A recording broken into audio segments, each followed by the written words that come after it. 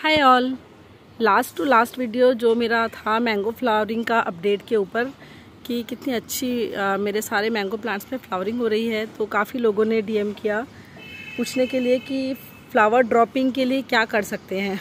तो वो बताने से पहले मैं थोड़े से कुछ आपको चीज़ें बताती हूँ कि फ्लावर ड्रॉपिंग बहुत नॉर्मल है। जैसे हमारा हेयर फॉल होता है, नॉर्मल है, कभी अब नॉर्मली होता है, वो एक डिफरेंट केस है, उसकी बात हम बाद में करेंगे। बट फ्लावर ड्रॉपिंग बहुत नॉर्मल है। उसको आप ये मत सोचें कि वो अब नॉर्मली गिर रहे हैं, क्योंकि जितने फ्लावर अभी आपको दिख रहे हैं मैंगो प्लांट में, अगर इतने फ्रूट में कन्वर्ट होंगे तो किसी बुक ऑफ रिकॉर्ड्स में आपका नाम आ जाएगा। तो ऐसा नहीं होता है कि जितने फ्लावर होते हैं वो सारे फ्रूट में बनते हैं। पहले तो ये कि ये जो एक गुच्छा है इसमें बहुत सारे, इनफैक्ट मैंने देखा है मेल फ्लावर्स ज़्यादा होते हैं, फीमेल फ्लावर्स कम होते हैं। तो जो भी मेल फ्लावर्स होंगे वो डेफिनेटली ड्रॉप कर जाएंगे एक टाइम के बाद, और जो फीमेल फ्लावर्स हैं वो फ्रूट में कन्वर्ट होंगे। अगर आपको दिख रहा होगा छोटे छोटे बिल्कुल पिन हेड जैसे, पिन हेड बोलते हैं इसको, जो ऊपर से छोटे से राउंड है और नीचे उनका स्टॉक है। तो जब ये पिन हेड साइज़ के होते हैं इस स्टेज में फिर काफ़ी सारे गिरते हैं। तो मुझे लगता है अगर एक ऐसा बंच में 2 फ्रूट आपको मिल रहा है तो वो बहुत इनफ है आपका पॉट में ग्रोइंग के लिए। तो कभी भी फ्लावर ड्रॉपिंग को आप ये मत सोचें कि आपके मैंगो की फ्लावर्स गिर रहे हैं। हमेशा जब आप मेरे टेरेस पे आएंगे या जब भी इसको शेक करेंगे तो इस तरह से फ्लावर गिरते हैं। तो यूजुअली जो मेल फ्लावर्स होते हैं ये ड्रॉप कर जाते हैं। इस वाले में अगर आप देखेंगे तो इसमें एक भी नहीं बना। तो इसका मतलब ये थोड़ी है कि मुझे इसमें कोई लाकर मेडिसिन डालना है। मेडिसिन मेरे लिए लास्ट ऑप्शन होगा अगर कभी ज़रूरत पड़ी। तो मैं कोशिश करती हूँ कि नॉर्मली जो चीज़ें हैं उसका कॉन्सेप्ट हम समझें। तो पहला तो ये कि इसमें मेल फीमेल दोनों होते हैं। मेल फ्लावर्स गिर जाते हैं, फीमेल फ्लावर्स फ्रूट में कन्वर्ट होते हैं। फिर जब इस पिन हेड साइज़ के होते हैं कुछ इस स्टेज में गिर जाते हैं। उसके बाद कुछ मटर के दाने जैसे होते हैं, कुछ इस स्टेज में गिर जाते हैं। अगर मैं आपको इस प्लांट की बात बताऊं तो ये वाला मैंगो प्लांट और जो मेरा वो बड़ा वाला मैंगो प्लांट है, दोनों की वैरायटी सेम है, दोनों ही काठीमॉन है।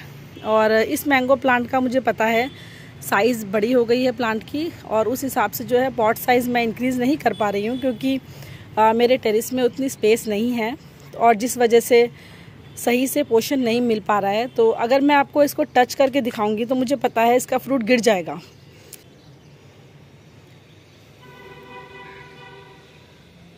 ये इस तरह से गिर जाते हैं क्योंकि इस प्लांट में उतना न्यूट्रिशन नहीं मिल पा रहा, उतनी पोटेंशियल नहीं है कि ये फ्रूट को स्टैंड कर सके। तो इस केस में ये जितना भी फ्रूट देगा वेल एंड इनफ है। हालांकि मैं रूट प्रूनिंग करती हूँ, फिर भी ये पॉट जो है सही से पोषण नहीं दे पाता, क्योंकि ये पॉट का साइज़ छोटा पड़ रहा है प्लांट के हिसाब से। ग्रेजुअली धीरे धीरे जब प्लांट मैच्योर होने लगता है, बड़ा होने लगता है, तो पॉट साइज़ भी इंक्रीज़ करनी चाहिए। तो अगर आपका मैंगो प्लांट छोटे पॉट में है और आपके पास स्कोप है कि आप उसको बड़े में शिफ्ट कर सकते हैं, तो उसको डेफिनेटली आप थोड़ी सी वाइडर स्पेस दें। उससे प्लांट की ग्रोथ भी अच्छी होती है और फ्रूट सेटिंग भी ज़्यादा होती है। कभी भी अब नॉर्मली कोई स्प्रे लाकर ऐसे फ्लावरिंग स्टेज में अपने प्लांट को मत करें। उससे पॉलिनेटर्स हमारे गार्डन में नहीं आते हैं। जो हनी बी और जो मक्खियाँ वगैरह होती है, जो नेचुरल पॉलिनेटर्स होते हैं, वो हमारे गार्डन को विज़िट नहीं करते हैं। जब हम बहुत ज़्यादा स्प्रेइंग करते हैं अपने प्लांट को, तो let them visit your garden. जब वो आएंगे, प्लांट पॉलिनेट होगा, तो आपके जो प्लांट की फ्रूट सेटिंग है वो ज़्यादा होगी, अच्छी होगी। अगर आपको लगता है कि पॉलिनेटर्स नहीं आते हैं तो थोड़ा आसपास आप इनके येलो कलर के जो मैरीगोल्ड होते हैं, ब्राइट कलर के फ्लावर्स होते हैं, उनके प्लांट आप इनके आसपास रख सकते हैं। उससे पॉलिनेशन जो है इन प्लांट्स में अच्छा होता है। इस तरह से देखिए, हमेशा आप जब भी आएंगे मेरे गार्डन में तो आपको पॉलिनेटर्स हमेशा दिखेंगे। ये गुड साइन होता है कि आपका गार्डन जो है वो सही चल रहा है। अगर अभी आप मेरे प्लांट में भी देखेंगे तो टचवुड थैंकफुली कोई मिलीबग्स वगैरह, कोई फ्लाइज़ वगैरह कुछ नहीं है। सब कुछ बहुत अच्छा, गुड, हेल्दी है। बट फिर भी बहुत फ्लावर्स गिरेंगे, आई नो। अभी अगले महीने से इतनी आंधी तूफान आएगी और उसमें बहुत सारे फ्लावर्स गिरेंगे। तो ये सब एक नेचुरल फिनोमिना है, इसको आप मेडिसिन से कंपेयर ना करें। फिर भी अगर आपके प्लांट में अब नॉर्मली कोई ड्रॉपिंग हो रही है, फ्रूट ड्रॉपिंग, फ्लावर ड्रॉपिंग, तो आप किसी भी एग्रीकल्चर की शॉप में जाकर उनको प्रॉब्लम बताएंगे तो वो आपको विथ प्रॉपर डोसेज आपको पूरा नाम वाम अच्छे से मेडिसिन दे देंगे। तो उसके लिए आपको कुछ टेंशन की ज़रूरत नहीं है। और मैं यूज़ नहीं करती हूँ मेडिसिन, इसलिए मैं पर्सनली मेडिसिन रेकमेंड भी नहीं करती हूँ। इसलिए काफ़ी लोग मुझे मेडिसिन के बारे में पूछते हैं। तो आप जितना हो सके नेचुरली ग्रो करने की कोशिश करें। उसका मैंने दिखाया था आपको कि बहुत कमज़ोर है तो गिर जाता है, बट इसका फ्रूट अगर आप देखेंगे तो सेट अच्छा होता है और बहुत जल्दी ऐसे फट से नहीं गिरता है। और इसमें जो है फ्रूट की संख्या भी ज़्यादा होती है क्योंकि इसका पॉट साइज़ अच्छा है। तो जब पॉट साइज़ अच्छा होता है तो फ्रूटिंग प्लांट्स को अच्छा पोषण मिलता है। लग रहा है कि डे टाइम में बहुत ज़्यादा धूप है, तो मैं जो करती हूँ, बहुत अगर धूप होती है तो मैं थोड़ा सा पानी लेकर बॉटल में थोड़ी मिस्टिंग करती हूँ अपने प्लांट की। मिस्टिंग मतलब आपको पाइप से पानी नहीं देना है, उससे बहुत फोर्स से बहुत ज़्यादा पानी आता है। स्प्रे बॉटल से पानी दीजिए, हल्की हल्की मिस्टिंग होती है धूप में। और जैसे कि वाटरिंग जो होता है, सॉइल को हमेशा आपको मॉइस्ट रखना है। इसकी सॉइल आपको सूखने नहीं देनी है, क्योंकि इसकी सॉइल सूखेगी तो इसके फ्लावर्स भी सूख कर गिरेंगे।